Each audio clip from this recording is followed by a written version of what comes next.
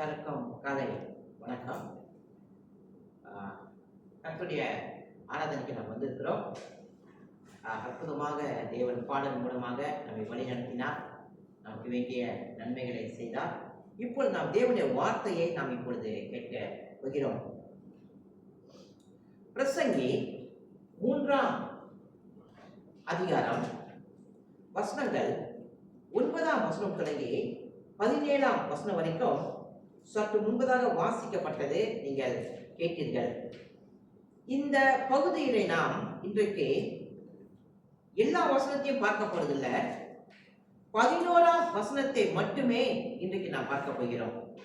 அதுதான் மையமாக வைத்து நாம் இன்றைக்கு செய்தியிலே நாம் பார்த்து நாம் முடிக்க போகிறோம்.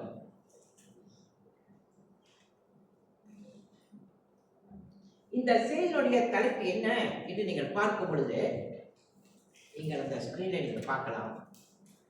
தேவனுக்காக படைக்கப்பட்ட ஆன்மா தேவனால் மட்டுமே திருப்தி அடைய முடியும். இது ஒரு கடினமான தலைப்பாக இருந்தாலும் அதை விளங்கிக் கொள்ளுங்கள். தேவனுக்காக படைக்கப்பட்ட ஆன்மா தேவனால் மட்டுமே திருப்தி அடையும். A soul created for God can be satisfied only by God. அன்பானவர்களே, ஏன் மனிதனின் ஆன்மா இந்த உலகத்தில் எங்கும் எந்த பொருளின் மேலும் எந்த இன்பங்களின் மூலம் திருப்தி அடையாமல் இருக்கிறது? அதாவது பொருள் எங்கு சென்றாலும் எந்த இன்பங்கள் அடைந்தாலும் ஏன் மனிதனுடைய ஆன்மா திருப்தி இல்லாமல் இருக்கிறது? ஆன்மா, ஆத்துமா, சோல் என்று சொன்னால் அறிந்து கொள்ளுங்கள், முழு மனிதனையும் அது குறிக்கிறது. அவருடைய சிந்தனை, அவருடைய சித்தங்கள், அவருடைய எண்ணங்கள் எல்லாவற்றையும் முழுமையாக குறிக்கிறது தான் ஆன்மா என்ற ஒரு வார்த்தை. மனிதன் பணத்தை தேடுகிறான், திருப்தி அடைகிறானா? இன்னும் கொஞ்சம் கூட இருந்தால் நல்லது என்கிறான்.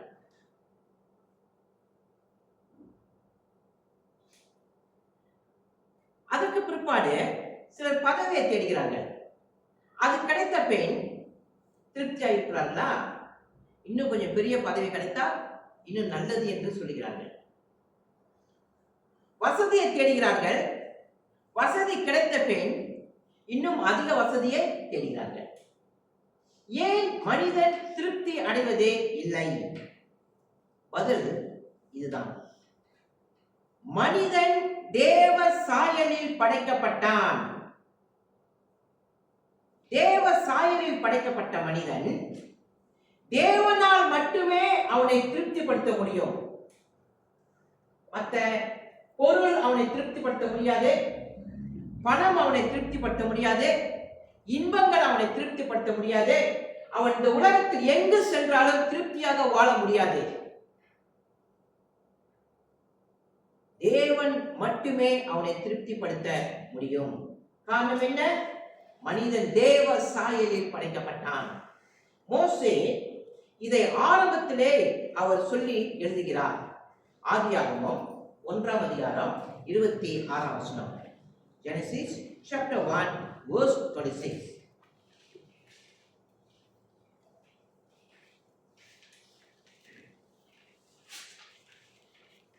பின்பு தேவன் தமது சாயலாகவும் நமது சாயலாகவும் நமது ரூபத்தின்படியும் மனுஷனை உண்டாக்குவோமாக அந்த 2 வார்த்தையை பாருங்கள். நமது சாயலாகவும் நமது ரூபத்தின்படியும். இதுதான் தேவ சாயல். அப்ப தேவ சாயலில் படைக்கப்பட்ட மனிதன் தேவன் மட்டுமே அவனை திருப்தி செய்ய முடியும். ஆகவே நாம் என்ன செய்கிறோம் என்றும் வாழும் நம் நாட்களில் ஏதோ ஒன்றை தேடிக்கொண்டிருக்கிறோம். இந்த உலகத்தில் நாம் ஏதோ ஒன்றை தேடிக்கொண்டிருக்கிறோம். எதையெல்லாம் தேடுகிறோம்? கல்வியை தேடுகிறோம், பணத்தை தேடுகிறோம், அதிகாரத்தை தேடுகிறோம், புகழை தேடுகிறோம், மனித அன்பையும் தேடுகிறோம், சரீர ஆசையும் தேடுகிறோம். எதுவும் நம்மை திருப்திப்படுத்த முடியாத நிலைமையிலும் இருக்கிறது. இதை குறித்து ஒரு புகழ்பெற்ற வேத அறிஞர் யார் என்று கேட்டால் அவர்தான் அகஸ்டின் என்பவர். பார்க்கலாம். இவர் யார்? இந்த அகஸ்டின் ஆப்பிரிக்கா கண்டத்திலே பிஷப்பாக இருந்தவர். இன்றைக்கும் கூட அவருடைய புஸ்தகங்கள் அப்படியாக வாசிப்பார்கள். அப்படிப்பட்ட ஒரு மனிதன் அகஸ்டின். அவர் மனிதனுடைய ஆத்மாவை குறித்து, கடவுளை குறித்து சொல்லக்கூடிய வார்த்தையை பாருங்கள். ஆண்டவரே, நீர் எங்களை உமக்காகவே படைத்தீர். ஆகையால் உம்மில் இளைப்பாறும் வரை எங்கள் இருதயம் அமைதி அடையாது. Lord, you have created us for yourself, and our hearts remain restless until they find their rest in you. என்ன சொல்கிறார் என்றால், மனிதனை கர்த்தர் படைத்தார். அந்த படைக்கப்பட்ட மனிதன் என்றைக்கு கர்த்தருக்குள் இளைப்பாறுகிறானோ அன்றைக்கு தான் அவனுடைய ஆத்துமா அமைதியும் சமாதானமும் காணும். இன்னைக்கு நம்முடைய வார்த்தையை சொல்லப்படுமானால் ஒரே ஒரு வார்த்தை, என்றைக்கு மனிதன் உண்மையாக ரட்சிக்கப்படுகிறானோ அன்றைக்கு அவன் தேவனுக்குள் சமாதானமாக இருப்பான். நாம் இந்த செய்தியை தொடர்ந்து கேட்பதற்கு முன்னதாக நம்மை நாமே தாழ்த்தி கண்களை மூடி செய்வாங்க.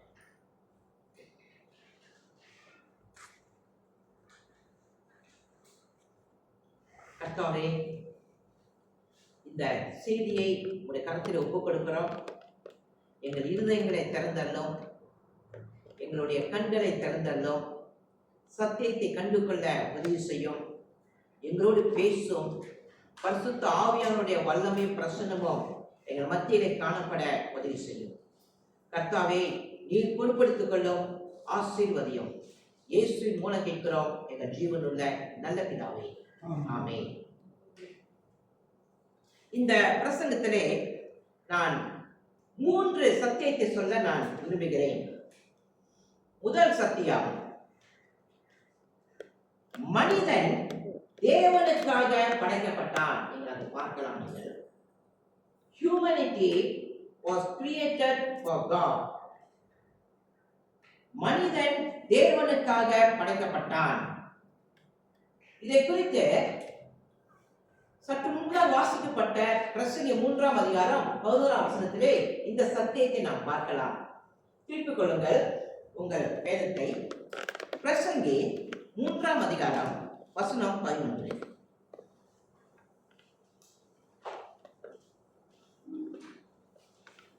நீதிமொழிகளுக்கு அடுத்த பிரசங்கி 3ஆம் அதிகாரம் வசனம் 11. Chapter 3 verse 11. அவர் சகலத்தையும் அதனதின் காலத்திலே நேர்த்தியாய் செய்திருக்கிறார், உலகத்தையும் உள்ளத்திலே வைத்திருக்கிறார். ஆதலால் தேவன் ஆதி முதல் அந்த மட்டும் செய்து வரும் கிரியை மனுஷன் கண்டுபிடியான். இந்த வசனத்தை முதலாவது நம்ம கவனிப்போம். 3 அடிப்படையில இந்த வசனத்தை நம்ம பிரிக்க முடியும். 3 அடிப்படையில். சரி, முதல் அடிப்படை என்ன? அந்த 11ஆம் வசனத்தை பாருங்கள். அவர் சகலத்தையும் அதனதின் காலத்திலே நேர்த்தியாய் செய்திருக்கிறார். 1வது சத்தியம் அங்கே அந்த வசனத்திலே நாம் பார்க்கிறது. 2வது சத்தியம் என்ன?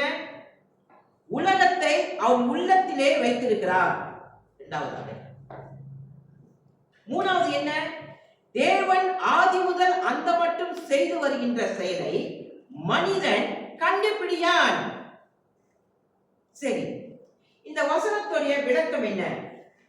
3 பகுதிகளாக நாம் பிரித்து பார்க்கலாம். முதல் பகுதி சொன்னேன், அவர் சகலத்தையும் அதன் காலத்திலே நேர்த்தியாய் செய்திருக்கிறார். அப்படின்னா என்ன? தேவன் சகலத்தையும் சரியாக செய்திருக்கிறார். சரி, இதனுடைய விளக்கம் என்ன? சொலோமோன் என்ன சொல்ல வருகிறார்? இதனுடைய விளக்கத்தை, தேவன் சிறப்பான படைப்பாளி. தேவன் யார் என்று கேட்டால் சிறப்பான படைப்பாளி. அவருக்கு மிஞ்சி யாருமே படைக்க முடியாது. அவர் ஒரு காரியத்தை படைத்தால் அது 100க்கு 100 சரியா இருக்கும். ஆகவேதான் சொலோமோன் சொல்கிறார் அவர் சிறப்பான படைப்பாளி என்று சொல்லி. அடுத்தது தொடர்ந்து, உலகம் படைக்கப்பட்டதிலிருந்து முடியும் வரை நம்முடைய பார்வையில் எவ்வளவோ துயரங்கள் நடக்குது, துன்பங்கள் நடக்கிறது. ஆனால் தேவன் முடிவை சரியாக முடிப்பார். அப்ப நம்முடைய பார்வைக்கு துயரங்கள், துன்பங்கள் நடைபெறுகிறது. அதோடு கூட சரி, எத்தனையோ போர்கள் நடக்குது, விபத்துக்கள் நடக்குது. ஆனா நாம என்ன நினைக்கிறோம்? ஐயா, கடவுள் இருந்தா எல்லாத்தையும் காப்பாத்தி இருப்பாரு. அப்ப கடவுள் எங்க இருக்காரு? ஆனா சொலோமோன் சொல்கிறார் அவர் சகலத்தையும் அதனதின் காலத்திலே நேர்த்தியாய் செய்திருக்கிறார். அப்ப தவறே நடக்க முடியாது. சரி, இரண்டாவது சத்தியம் என்ன? உலகத்தை அவன் உள்ளத்திலே வைத்திருக்கிறார். தமிழ் வேதத்திலே 11ஆம் வசனம் சொல்கிறது, உலகத்தையும் அவன் உள்ளத்தில் வைத்திருக்கிறார்.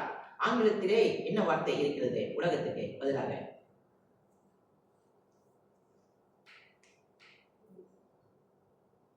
என்ன வார்த்தை இருக்கிறது ஆங்கிலத்தில்?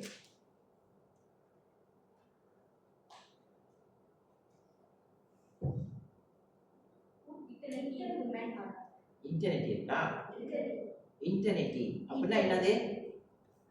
நித்தியம். அப்ப கர்த்தர் என்ன செய்திருக்கிறார் என்றால், மனிதனுடைய உள்ளத்திலே, இருதயத்திலே நித்தியத்தை வைத்து விட்டாராம். அப்படின்னா என்ன அர்த்தம்? மனிதனை சிந்திக்கும்படியாக செய்து விட்டார். அவர் இருதயத்திலே சிந்தனையை கொடுத்துட்டாரு. என்ன சிந்தனையை கொடுத்துட்டாரு? எதிர்காலத்தை குறித்து நீ சிந்திக்கணும், மரணத்தை குறித்து நீ சிந்திக்க வேண்டாம், தேவனை குறித்து நீ சிந்திக்க வேண்டாம், இந்த உலக வாழ்க்கை குறித்து சிந்திக்க வேண்டாம். அப்ப மனிதனுடைய இருதயத்திலே தேவனை ஆராதிக்க வேண்டும் என்று அந்த சிந்தனையை அவனுக்குள் தேவன் கொடுத்து விட்டான். ஆகவேதான் மனிதன் ஏதோ ஒரு கடவுளை வணங்கணும். அவர் ஜீவன் உள்ள கடவுளா, ஜீவன் இல்லாத கடவுளா, அது இல்ல, ஏதோ ஒரு கடவுளை வணங்கணும். ஏன் அவன் போகிறான்? அவன் இருதயத்திலே தேவன் அந்த சிந்தனையை வைத்து விட்டான். சொல்லுகிறான். சரி, மூன்றாவது காரியம் என்ன? தேவன் ஆதி முதல் அந்த மட்டும் செய்து வருகின்ற செயலை மனிதன் கண்டுபிடியான். என்ன சொல்லப்படுது?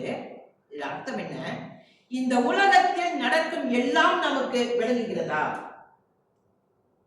இல்லை. கொரோனா வியாதியிலே லட்சக்கணக்கான மக்கள் இறந்தார்கள். சுனாமியிலே லட்சக்கணக்கான மக்கள் இறந்தார்கள். அமெரிக்கா ஈரான் சண்டை, மரணம், போர், எவ்வளவோ நஷ்டமாகிறது. இதெல்லாம் நமக்கு விளங்குகிறதா? வேதமே சொல்கிறது மனிதன் கண்டுபிடியான். ஆகவே இந்த 3 சத்தியத்தையும் நாம் கற்றுக்கொள்ளக்கூடுமானால் ஒரு காரியத்தை நாம் அறிந்து கொள்ள வேண்டும். அந்த காரியம் நாம் என்ன என்று பார்க்கும் பொழுது, நீங்கள் அந்த இதில் பார்க்கலாம், டிவியில் பார்க்கலாம். பாருங்கள், இந்த 3 சத்தியத்தையும் நாம் ஒரு அமைப்பாக அமைத்தால் இப்படிதான் இது வருகிறது. தேவனுடைய செயல்கள் அனைத்தும் அவருடைய ஞானத்தினாலும் இறையாண்மையினாலும், இறையாண்மை என்றால் சர்வ வல்லமையினாலும் நிர்வாகிக்கப்படுகின்றன. அப்படின்னா அவர் எல்லாவற்றையும் செய்து வைத்திருக்கிறார் சரியாக. ஆகவே மனிதன் அனைத்தையும் புரிந்து கொள்ள முடியாவிட்டாலும் தேவனுடைய திட்டம் பரிபூரணமானது. அது ஆங்கிலத்திலே all God's work are governed by his infinite wisdom and sovereign will. Although human beings cannot full understanding everything he does, God's plan is always perfect. என்ன நம்ம விளங்குதுன்னா, ஆனாலும் தேவனுடைய செயல்கள் அனைத்தும் அவருடைய ஞானத்தினாலும் சர்வ வல்லமையினாலும் தீர்மானிக்கப்படுகிறது. கவனிங்க, தேவனுடைய செயல்கள் எல்லாம் எப்படி இருக்கு என்றால், ஒரு காரியத்தை செய்துட்டு நான் தவறா செய்துட்டேன், நான் திருத்தணும் அப்படி இல்லை. அது யாருடைய சிந்தனை? அது மனித சிந்தனை. அது மனிதன் தவறு செய்ய முடியும். ஆனா தேவன் அப்படி இல்லை. ஒரு காரியத்தை செய்து விட்டால் அது தவறு இருக்க முடியாது. காரணம் என்ன? அவருடைய ஞானம், அவருடைய வல்லமை எவ்வளவு பெருசு என்றால் அளக்க முடியாது. மனித ஞானம் என்ன? அளக்க முடியும். ஆனா தேவ ஞானம் அளக்க முடியாது. ஆகவே தான் சோலோமன் சொல்லுகிறார், தேவன் ஆதி முதல் அந்த மட்டும் செய்து வருகின்ற செயலை மனிதன் கண்டுபிடியான். மனிதனுக்கு விளங்காது, ஆனாலும் முடிவில் அவர் சரியாக எல்லாவற்றையும் முடிப்பார். அனைத்தையும் தீர்மானம் யார் செய்தது? தேவன் செய்தார், இந்த உலகத்தில் என்ன செய்ய வேண்டும் என்று. ஆகவே நம்முடைய கண்களுக்கு முன்னதாக எத்தனையோ விபத்துகள் நடக்கலாம், எத்தனையோ வியாதிகள் வரலாம், எத்தனையோ விதமான தொல்லைகளும் துயரங்களும் நடக்கலாம். இது நம்மால் இது விளங்கிக் கொள்ள முடியாது. ஏன் இதெல்லாம் கர்த்தர் அனுமதிக்கிறார் என்று. ஆனால் முழு ஞானம் அவருக்கு தான் இருக்கிறனால் அவர் எல்லாவற்றையும் சரியாக செய்து முடிப்பார். அப்படி என்றால் ஒரு கேள்வி எழும்புகிறது. என்ன கேள்வி எழும்புகிறது என்றால், நீங்கள் பாருங்கள், அந்த ஸ்கிரீன்ல நீங்கள் பார்க்கலாம். இன்றைய மனிதன் தேடுவது என்ன? What modern people seek? எதை தேடினார்கள் இன்றைய மனிதர்கள்? நான் எத்தனையோ பட்டியலை கொடுத்திருக்கிறேன், அது பாருங்க. நீங்க மனிதன் பணத்தை தேடுகிறான், தொழிலை தேடுகிறான், பதவியை தேடுகிறான், புகழை தேடுகிறான், கல்வியை தேடுகிறான், வெற்றியை தேடுகிறான், காதலை தேடுகிறான், குடும்பத்தை தேடுகிறான், உடல் அழகை தேடுகிறான், சமூக ஊடக அங்கீகாரம் அதை தேடுகிறான், அரசியலை தேடுகிறான். இதெல்லாம் தவறா? தவறு இல்லை. இதெல்லாம் நமக்கு தேவை. இதெல்லாம் நம் இந்த உலகத்தில் வாழ்வதற்கு தேவை. எல்லாமே தேவை நமக்கு. ஆனால் ஒரு காரியத்தை நாம் அறிந்து கொள்ள வேண்டும். இவை எல்லாமே மனிதனை திருப்திப்படுத்த முடியுமா? ஏன் திருப்திப்படுத்த முடியாது? பிரசங்கி 3ஆம் அதிகாரம் 11ஆம் வசனத்தை பாருங்கள். பிரசங்கி 3:11. ஏன் இவையெல்லாம் திருப்திப்படுத்த முடியாது மனிதனை? இவ்வளவு இருக்க ஏன் அவன் திருப்தியா வாழ முடியல? காரணம், அவர் சகலத்தையும் அதனது காலத்திலே நேர்த்தியாய் செய்திருக்கிறார். உலகத்தையும் அவர் உள்ளத்திலே வைத்திருக்கிறார். உள்ளத்திலே எதை வைத்தார் என்றால், பணத்தையும், தொழிலையும், பதவியும், புகழையும், கல்வியும், வெற்றியும், காதலையும், குடும்பத்தையும், உடல் அழகையும், சமூக ஊடகங்களையும், அரசியலும், இதை உள்ளத்தில் வைக்கிறேன். இதை உள்ளத்தில் வைத்திருந்தால் மனிதன் திருப்தியாக வாழ்வான். எதை உள்ளத்தில் வைத்தாராம்? நித்தியத்தை உள்ளத்திலே வைத்து விட்டார். அப்படி என்றால் உள்ளத்திலே கடவுளை குறித்து அந்த எண்ணத்தை வைத்து விட்டார். அவருடைய மரணத்தை குறித்து எண்ணத்தை இருதயத்திலே வைத்து விட்டார். அவருடைய ஆத்துமாவிலே உலகத்துக்கு பிற்பாடு என்ன நடக்க போகுது, எனக்கு மரணத்துக்கு பிற்பாடு என்ன நடக்க போகுது, அதை இருதயத்திலே வைத்து விட்டார். அப்ப இருதயத்திலே இவை எல்லாம் இருந்தும் கூட அவன் திருப்தியாக வாழ முடியாது. அப்ப திருப்தியாக வாழ வேண்டும் என்றால் என்ன? எகஸ்டின் சொல்லக்கூடிய வார்த்தையை பாருங்கள். எகஸ்டின் இதைத்தான் சொன்னார். எகஸ்டின் அவன் திருப்தியாக ஆன்மா வாழ வேண்டுமா? அதுக்கு பதில் இதுதான். ஆண்டவரே, நீர் எங்களை உமக்காகவே படைத்தேன், ஆகையால் உம்மின் இளைப்பாறும் வரை எங்கள் இருதயம் அமைதி அடைந்தது.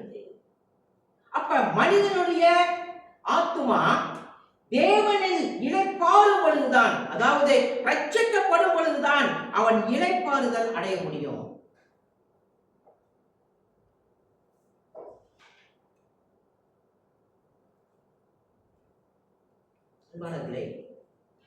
ஒரு கேள்வி, இன்றைக்கு உங்கள் ஆன்மா அல்லது நீங்கள் தற்காலிகமானவர்களா, நித்தியமானவர்களா? நீங்கள் இந்த உலக வாழ்க்கையில் ஒரு நாள் உயிர் உங்களுக்கு வந்தது, அந்த உயிர் ஒரு நாள் நீக்க போகிறது. அப்படி என்றால் நாம் தற்காலிகமானவர்கள். இந்த உலகத்திலே நம்முடைய ஆன்மா தற்காலிகமானது. அப்ப தற்காலிகமான இந்த உலகத்திலே வாழ்கிறோம். தற்காலிகமான உலகத்திலே நாம் வாழ்கிறோம். இப்ப நம்ம உயிர் இருக்கல்லவா, நம்முடைய ஆன்மா இருக்கல்லவா, அந்த உயிர் நம்முடைய ஆன்மா கடவுள் ஜீவ சுவாசத்தை அவனுக்குள் கொடுத்து ஜீவ ஆத்மா ஆக்கினார் அல்லவா, அது நித்தியமானதா தற்காலிகமானதா? நம்முடைய உயிர் நித்தியமானதா தற்காலிகமானதா? நித்தியமானது. நம்முடைய ஆன்மா நித்தியமானது. ஆனால் நம்முடைய சரீர வாழ்க்கையானது தற்காலிகமானது. அப்ப நித்தியமான ஆன்மாவை தற்காலிகமான வாழ்க்கை திருப்திப்படுத்த முடியுமா? திருப்திப்படுத்தவே முடியாது. நமக்குள் இருக்கிற உயிர் நித்தியமானது, ஆனால் நம்முடைய சரீரம் தற்காலிகமானது. அப்ப நித்தியமான உயிரை தற்காலிக சரீர வாழ்க்கை திருப்திப்படுத்த முடியாது. சரி, இதை குறித்து நாம் லூக்கா 12ஆம் அதிகாரத்தை திரும்பி பாருங்க. Luke chapter 12 verse 16 to 19. லூக்கா 12ஆம் அதிகாரம் வசனங்கள் 16.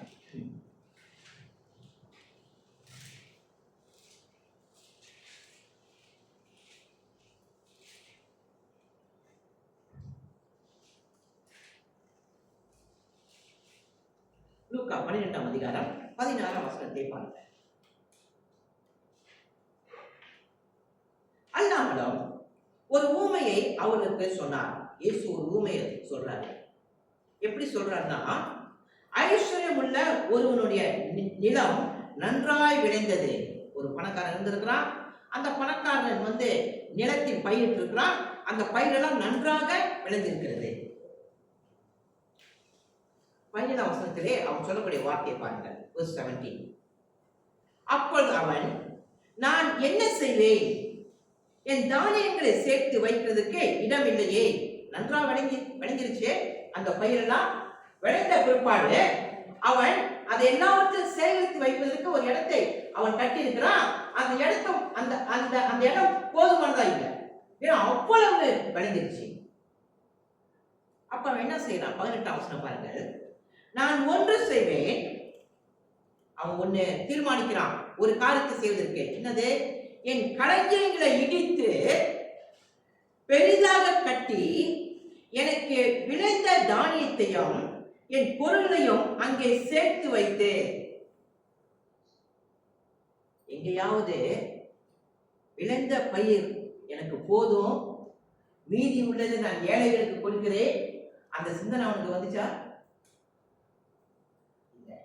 என்ன சொல்றான்?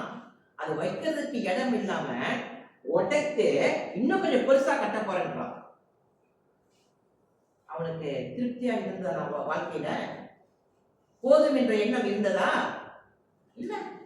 என்ன இருந்தது? இன்னும் எனக்கு பத்தல, இன்னும் எனக்கு போதுமானது இல்ல, இன்னும் எனக்கு வேணும். அப்படிதான் அவன் இருதயம் இருந்தது. அப்ப போதும் என்ற இருதயமே அவனுக்கு இல்ல. திருப்தியாக அவன் வாழ்ந்தானா? அதுவும் வரல. அப்ப திருப்தி இல்லாமலே அவன் வாழ்கிறான். சரி, இப்ப என்ன சொல்றான் பாருங்க. 19ஆம் வசனம்.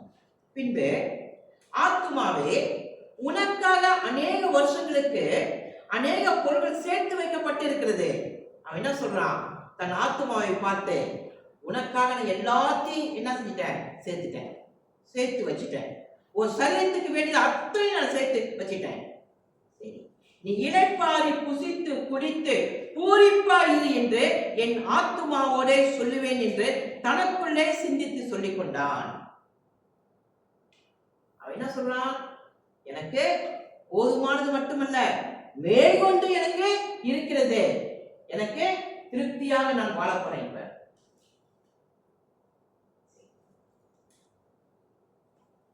இப்ப கடவுள் தேவன் அவனுக்கு என்ன பதில் கொடுக்கிறார் தெரியுங்களா? 20ஆம் வசனத்தில் பாருங்க.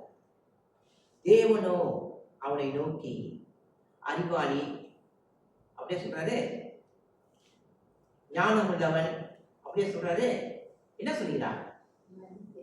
மதிகேடனே. அது நல்ல தமிழ்ல சொன்னா என்ன அர்த்தம்? வந்து ஞானம் இல்லை உனக்கு சொல்றாரு. அவனை பார்த்து, உனக்கு ஞானம் இல்லை. ஏன் சொல்றாரு? காரணம் என்ன?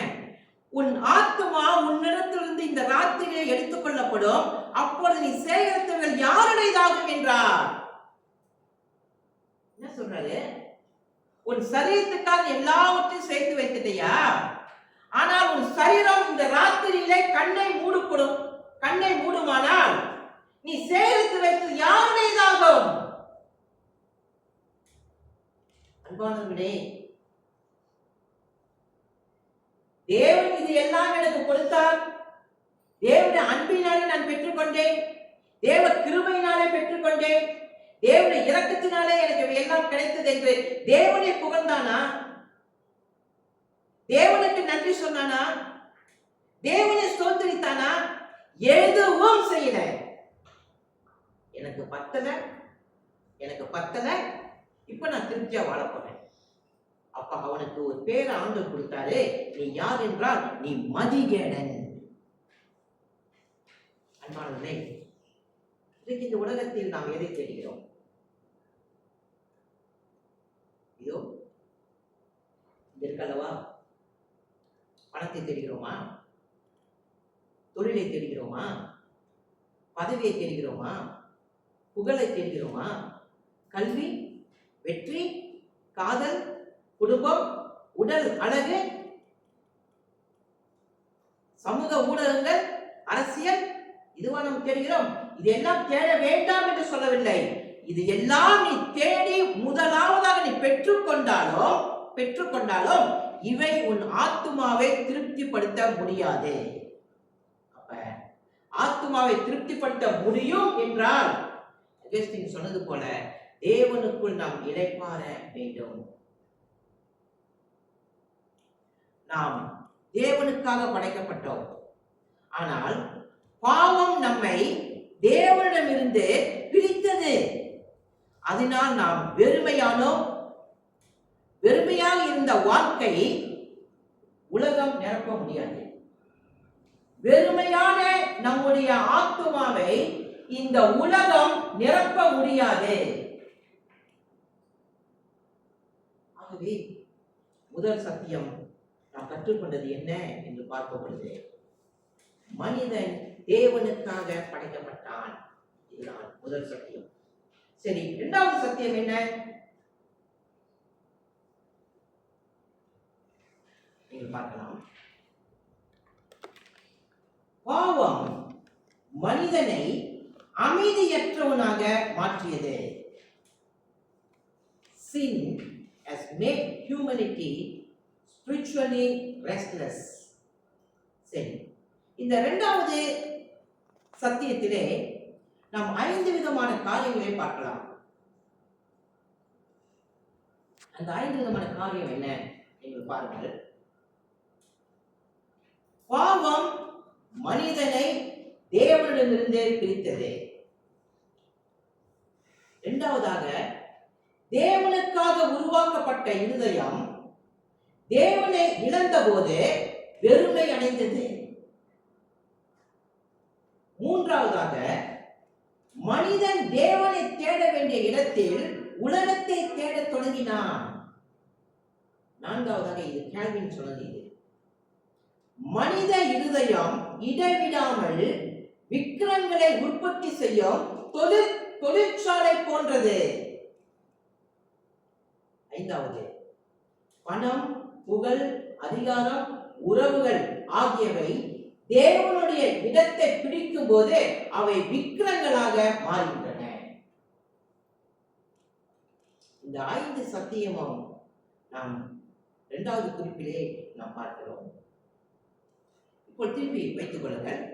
பிரசங்கி 3ஆம் அதிகாரம் 11ஆம் வசனம்.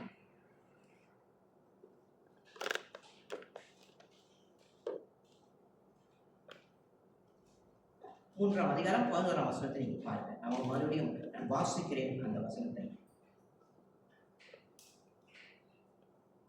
அவர் சகலத்தையும் அதின் காலத்திலே நேர்த்தியாய் செய்திருக்கிறார், உலகத்தையும் அவர் உள்ளத்திலே வைத்திருக்கிறார். ஆதலால் தேவன் ஆதி முதல் அந்த மட்டும் செய்து வரும் கிரியை மனுஷன் கண்டுபிடியான். சரி, இந்த வசனத்தை நம்ம பார்ப்போம். அதற்கு முன்னதாக முதல் குறிப்பு என்ன பார்த்தோம்? தேவன் மனிதனின் இருதயத்தில் நித்தியத்தை வைத்து விட்டார். முதல் சத்தியத்தில் நாம் இதை கற்றுக்கொண்டோம். இப்ப ஒரு கேள்வி நமக்கு எழுதுகிறது. என்னன்னா, ஏன் மனிதன் அமைதி இல்லாமல் இருக்கிறான்? ஏன் மனுஷன் அமைதியா இல்லை ஒரு இடத்துல? ஏன் அவன் வெறுமையாக இருக்கிறான்? எல்லாம் கிடைத்தும் கூட அவன் வெறுமையாக இருக்கிறான்.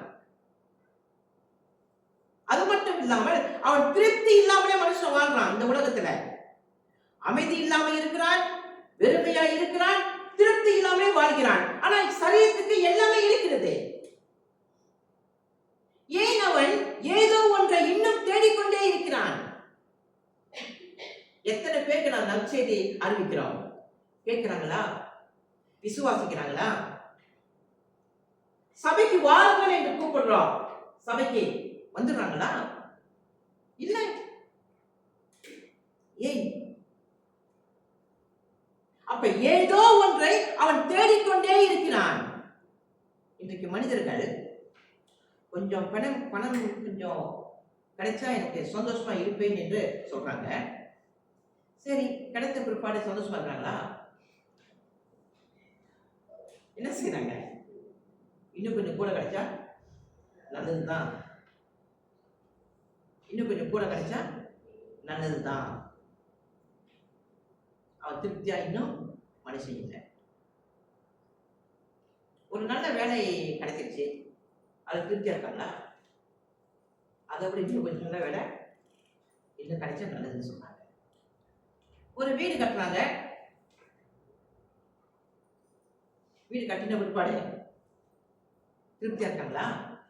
இன்னும் பெரிய வீடு இருந்தா இன்னும் நல்லதுன்னு சொல்றாங்க. வீட்டுக்குள்ள எல்லா பொருளும் வாங்கி போட்டு திருப்தியா உட்காந்துருக்காங்களா? இன்னும் கொஞ்சம் அது வாங்காம நான் போயிட்டு இது கொஞ்சம் வாங்கினா கொஞ்சம் திருப்தியா இருக்குமே.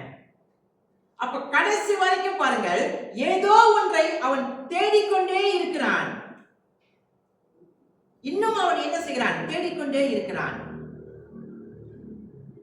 எல்லா விதமான அனைத்தையும் அவன் தேடுகிறான். தேடின பிற்பாடு அவன் எல்லாமே அவனை வெறுமையாகத்தான் மாற்றியது. கடைசியில உண்மைதானே? எல்லாம் அவனை கடைசியில் எப்படி மாற்றியது? வெறுமையாக மாற்றியது. அதுக்கு காரணம் என்ன? பாவத்தில் மனிதன் விழுந்தான். விழுந்த மனிதன் தேவனை விட்டு பிரிந்தான். பிரிந்த மனிதன் வெறுமையாக, அமைதி இல்லாமல், திருப்தி இல்லாமல் அவன் ஆகிறான். அப்போ பாவம் நம்மை எங்க கொண்டு போய் வைக்கிறது என்றால், திருப்தி இல்லாத வாழ்க்கை கொடுக்கிறது பாவம், வெறுமையான வாழ்க்கை கொடுக்கிறது பாவம், அமைதி இல்லாத வாழ்க்கை கொடுக்கிறது பாவம். அப்ப பாவம் ஒரு சாதாரணமா நினைக்காதீங்க, அது எங்கே நம்மை கொண்டு போகுது என்று நீங்கள் பாருங்கள். சரி, இப்ப இந்த 2 சத்தியத்தை நான் பார்த்தோம். முதல் சத்தியம் என்ன? மனிதன் தேவனுக்காக படைக்கப்பட்டான். 2வது சத்தியம் என்ன? பாவம் மனிதனை அமைதியற்றவனாக மாற்றியது. இந்த 2 சத்தியத்தை கற்ற பிற்பாடு சரி, இதுக்கு பதில் என்ன? அதுதான் 3வது சத்தியம்.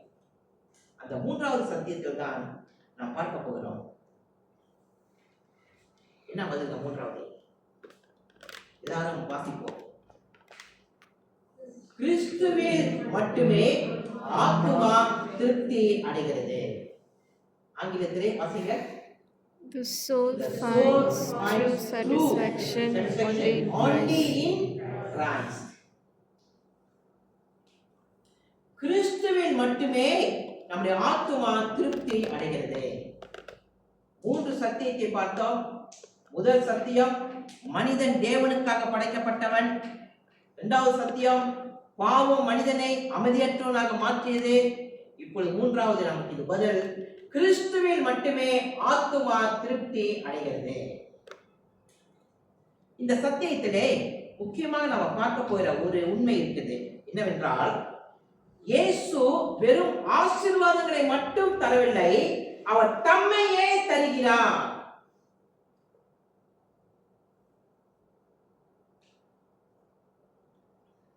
ஒரு மனிதன் இந்த உலகத்திலே தாகமாய் இருக்கிறான் வைத்துக் கொள்ளுங்கள். தாகமாய் இருக்கிற மனிதனுக்கு கடல் தண்ணீர் கொடுங்க, அவன் தாகம் தீர்க்க முடியுமா? ஏன் கடல் தண்ணி குடிச்சா அவன் தாகம் தீர்க்க முடியாது? முதலாவதாக அது குடிக்கவே முடியாது. ஏனென்றால் அந்த தண்ணி எப்படி இருக்கும்? உப்பாக இருக்கும். கடல் தண்ணியை மனிதன் குடித்து திருப்தி அடைய முடியாது. ஆனாலும் அது என்னது? தண்ணீர் தான். அது தண்ணீர் தான். அது தண்ணீரா இருந்தாலும் தண்ணீரை போல நம்ம பார்க்கிறோம். தண்ணீரை போல எல்லாவித குணாதிசயமும் கடல் தண்ணிக்கு இருக்கிறது. ஆனால் அது உப்பா இருக்கிறது, அது குடிக்க முடியாது. அதே போலதான் இந்த உலகம் சொல்லுது, நான் உன் தாகத்தை தீர்த்து விடுவேன் என்று. அந்த உப்பு தண்ணியை போல சொல்லுது இந்த உலகம், நான் உன் தாகத்தை தீர்த்து விடுவேன் என்று. ஆனால் உலக தாகத்தை தீர்க்க முடியுமா? இதை குறித்து யோவான் 4ஆம் அதிகாரம் 13ஆம் வசனம் 14ஆம் வசனத்தை பாருங்கள். John chapter 4 verse 13 and 14. திருப்பிக் கொள்ளுங்கள். யோவான் 4ஆம் அதிகாரம் வசனம் 13 14.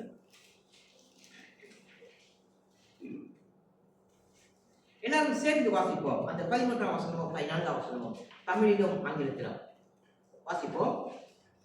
இயேசு அவனுக்கு பிரயோஜனமாக, இந்த தண்ணீரை குடிக்கிறவனுக்கு மறுபடியும் தாகம் உண்டாகும். நான் கொடுக்கும் தண்ணீரை குடிக்கிறவனுக்கோ ஒரு காலம் தாகம் உண்டாகாது. நான் அவனுக்கு கொடுக்கும் தண்ணீர் அவனுக்குள்ளே நித்திய ஜீவகாலமாய் ஊறுகிற நீரூற்றாய் இருக்கும் என்றார். சரி, இயேசு அந்த பெண்ணிடத்திலே பேசுகிறார்.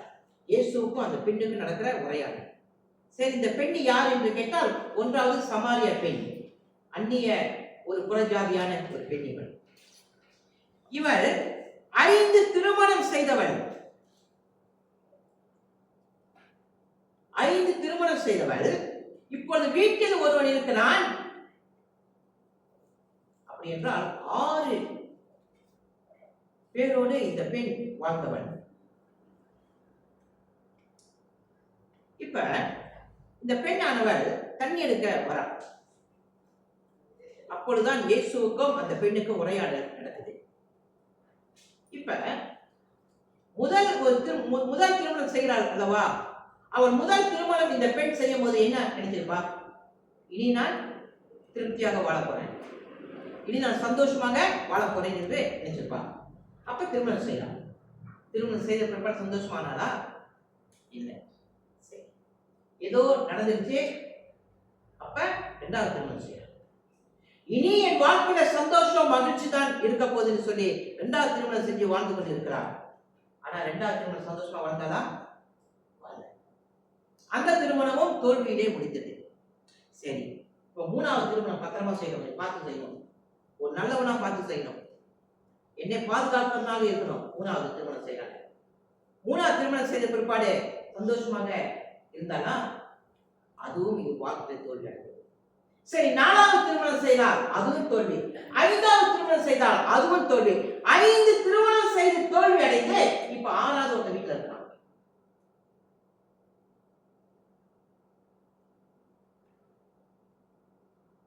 அவனுடைய வாழ்க்கை அத்தனையுமே வெறுமையாக மாற்றியது. 5 திருமணமும் அவளுக்கு சமாதானத்தையும் திருப்தியும் கொடுக்காமல் இந்த 5 திருமணமும் அவள் வாழ்க்கையிலே வெறுமையை தான் தந்தது. இப்ப இயேசு சொல்றாரு, 14ஆம் வசனத்தை பாருங்க. யோவான் 4ஆம் அதிகாரம் வசனம் 14. John chapter 4 verse 14.